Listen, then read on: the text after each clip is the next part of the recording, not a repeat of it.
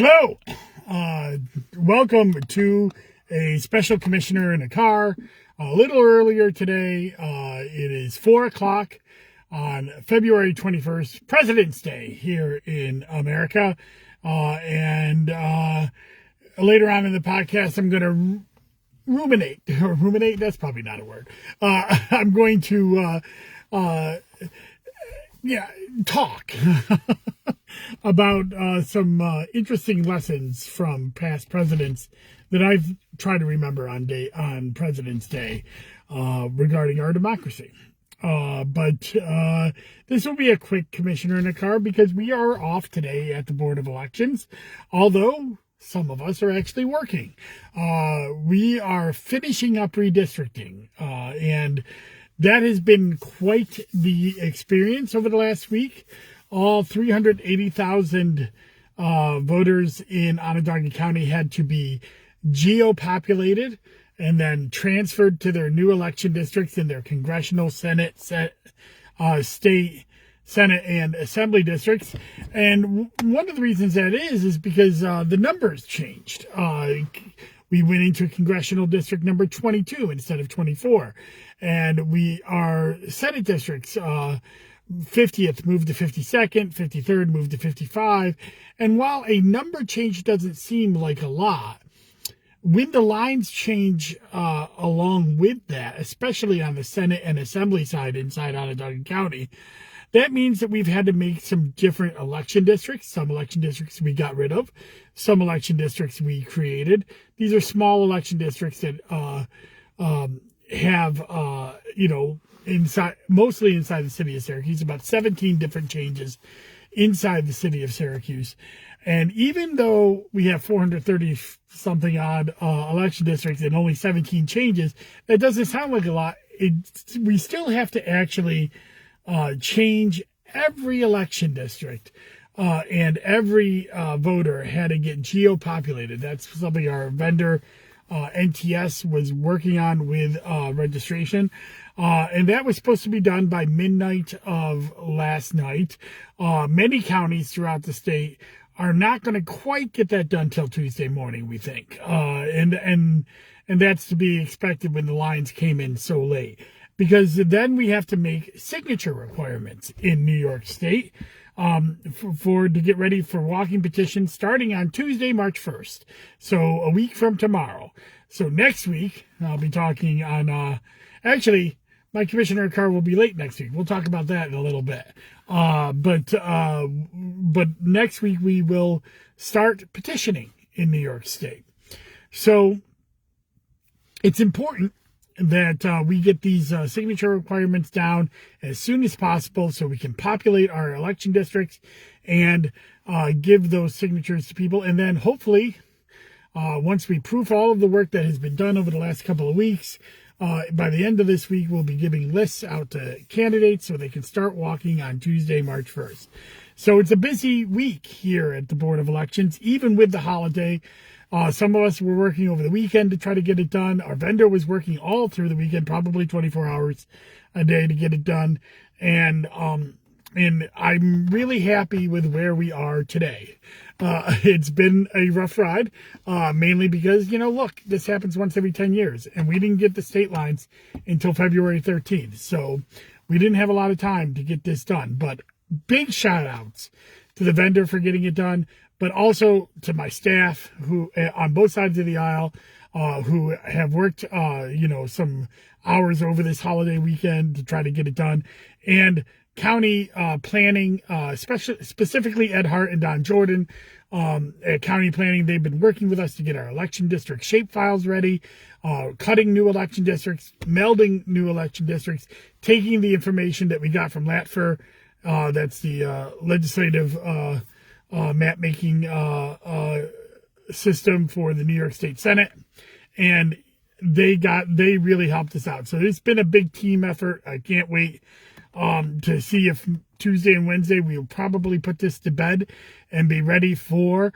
finally the 2022 elections. So we'll be getting into that over the next week. Before I get into the presidential leadership things that I want to highlight, a few other things that are going on. I'll be on, start next week. I'll be, a week from today, I'll be on a convention. We're our annual convention or biannual convention for elections commissioners in Albany. Usually happens in January, but because of COVID, was moved to March. So a little bit change in the programming schedule because of that convention, and because I'm so busy when I'm there, I don't have time to really do too many podcasts. So the first change is I'm going to be doing my annual Sunday. The beginning of my Sunday seminars, starting this Sunday, I'll be doing a Getting on the Ballot seminar, and that will be about how you can get on the ballot this year. This will be airing on Sunday the 28th or the 27th of February. There will be no Commissioner in Car on February 28th, and no Zoom with Zarni on Friday, March 4th of next week because of my convention. But I will be doing a special Commissioner in a Car, and I may be on a train because I'll be coming back from convention on March 4th, and we'll do a little Commissioner in a Car, kind of catching people up on things that we learned at convention, getting ready for the election season. So no Zoom with Zarni next week. A week from this week. There will be a Zoom with Zarni this Friday. I'll be talking to the Fayetteville Democrats running for town board out in Fayetteville. But then the next week, the slight programming change because this Sunday I'll be doing a Sunday seminar on how to get on the ballot. And that will be airing. I used to do those as Zoom events where people would log in and ask questions, but I won't be doing that. I'll be taping that and airing it on Sunday. Although I will ask on Saturday. I'll do. I haven't done these Ask Me Anythings, but on Saturday I will be running an Ask Me Anything with questions regarding how to get on the ballot. And on my different feeds, and some of those questions I'm going to mix into the Getting on the Ballot seminar that I'll be airing on Sunday. So check that out. And finally, again, this is a holiday. I want to get back to spending some time with my family. So this is going to be quick, but I do want to talk a little bit about presidential leadership. On President's Day is a combined celebration of George Washington and Abraham Lincoln, and I think the two of them are rightfully lionized in our society, but I think the two of them are lionized for different reasons, and sometimes I think some of the things that we don't appreciate about them have been highlighted over the last few years.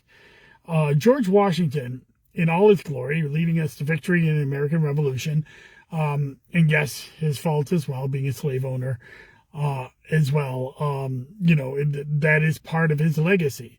But I think the biggest part of his legacy that we do not celebrate as much as we should is his willingness to give up power.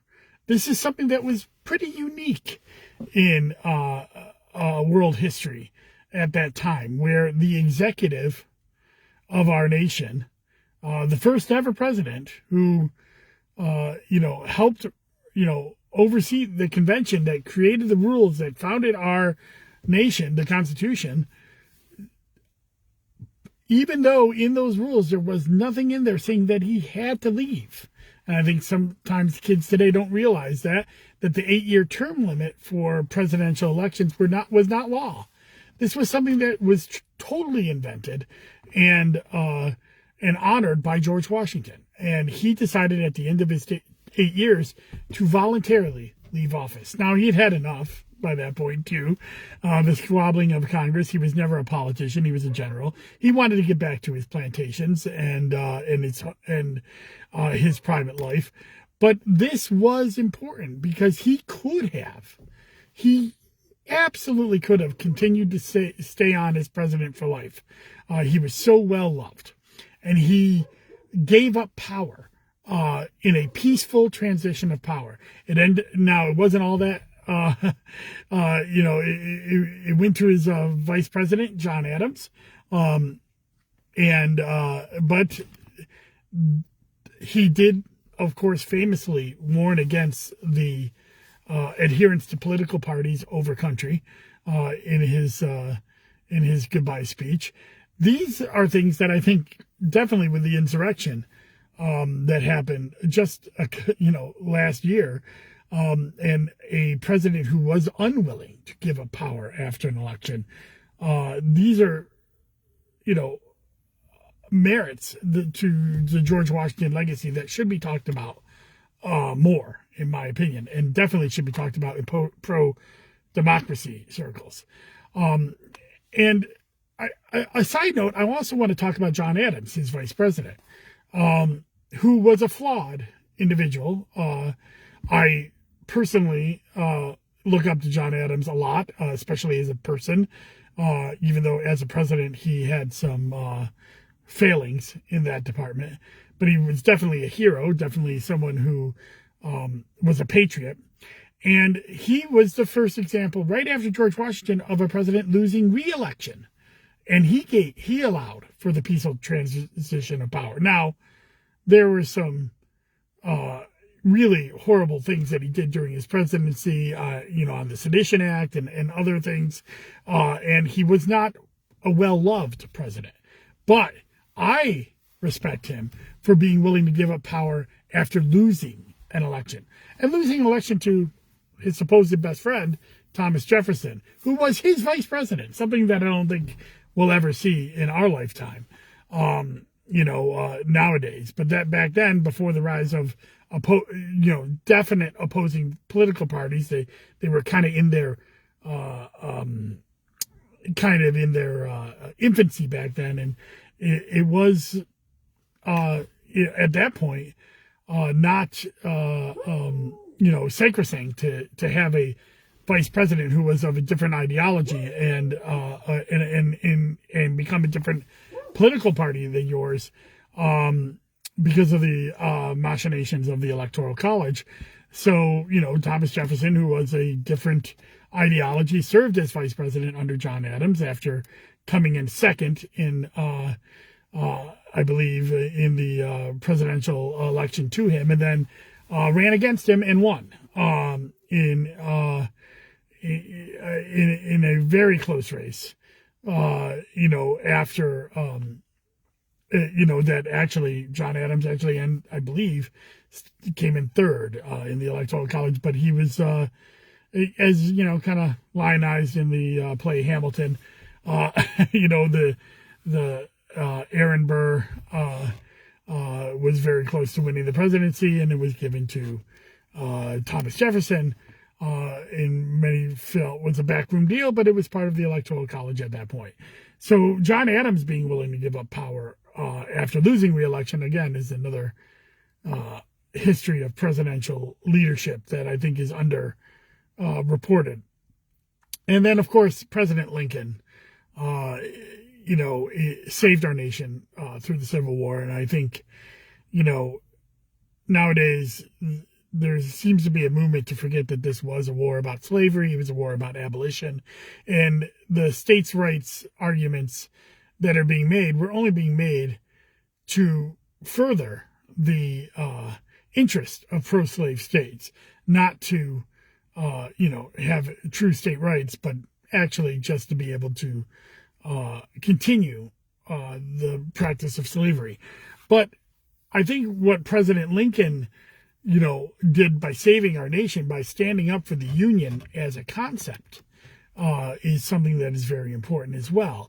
Yes, it was about slavery, but it was also about that we are tied and united together as one nation, and we must find a way to resolve our differences together. And I think that's just as much a part of what the Union stood for, as much as the abolition of slavery as well, is that no, we cannot just walk away from the rest of the country when our when our differences become great. We must find ways to work together, and sometimes we must find ways to right wrongs and stand up and say, no, these are absolute truths that cannot a person cannot be treated as property. No, you do not have a right to walk away just because you disagree with that. Your disagreement is invalid, and you must adhere to the principles that all men and women must be created and treated equally. That's a fight we still fight to this day. President Lincoln standing up for the Union as a concept, that we are a nation that is bound together despite our differences, I think is a underreported part of the Civil War. And slavery should be the top issue, but this is another important issue. It was about slavery, but it would also be about any other issue as well, that the Union is important, that we must find ways to work together.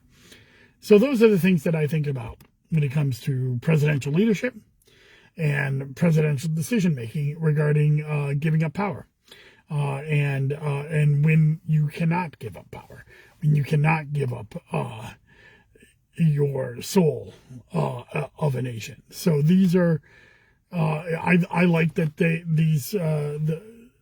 birthdays are combined, that we celebrate all, both Washington and Lincoln, but all presidents today. It's a beautiful day, so please go out. Hopefully you'll have a few hours of sunlight left to go out and spend some day. I was throwing the ball with my dogs and working on some stuff today with my son, and going to go see a movie later on. So enjoy your day. Enjoy your holiday. On Wednesday, I'll be doing a Wonky Wednesday. Last week, I did a Wonky Wednesday on the registration rates throughout Onondaga County. And on this Wednesday, I'll be talking about the annual report that's given by the State Board. There are 4 main issues of where I'm going to be comparing our board to other boards of around the state. Those 4 issues are, of course, budgets and number of staffing, full-time staffers, as well as, since this became a topic a couple of years ago, commissioner salaries, and finally election inspectors.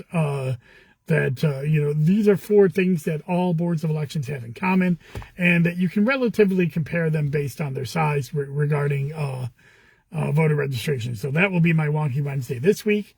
And then Friday, I'll be talking to the Fayetteville Democrats. And then the week after that, I probably won't have a Wonky Wednesday, and I won't have a Zoom with Zarni because I'll be away at convention, but I will have a Sunday seminar getting on the ballot on February 28th, and a special commissioner car on Friday the 4th on my way back from the convention to talk about what's new in elections this year. So stay tuned. Be well. Remember that the virus is still out there, so please get your vaccination. Get your booster. Case numbers are coming down. We are looking at a very real possibility of an opening this spring and summer, of getting back to normal, or as normal as we will ever see over the next few years. So please, please, please get your vaccination. Get your booster. And if you're feeling sick out in public, please wear your mask. Please get tested. And please follow quarantine. And if you see other people wearing their mask out in public, respect their choices. And if there's a business that requires you to wear a mask, you wear it. You wear it in public transportation, Ubers and buses and airlines, you must wear, and trains, you must wear a mask. And also in hospitals and health facilities, and of course in schools, you still must wear a mask. So please respect those rules. These are places where there's high congregation, a likelihood of transmission, and if we want to get to that point where we are having a more open society, we must follow these rules. So please do so, and I look forward to the beginning of petition season a week from tomorrow, and the unofficial start of the 2022 general election campaign. Take care, and I will see you on the flip side. Bye-bye.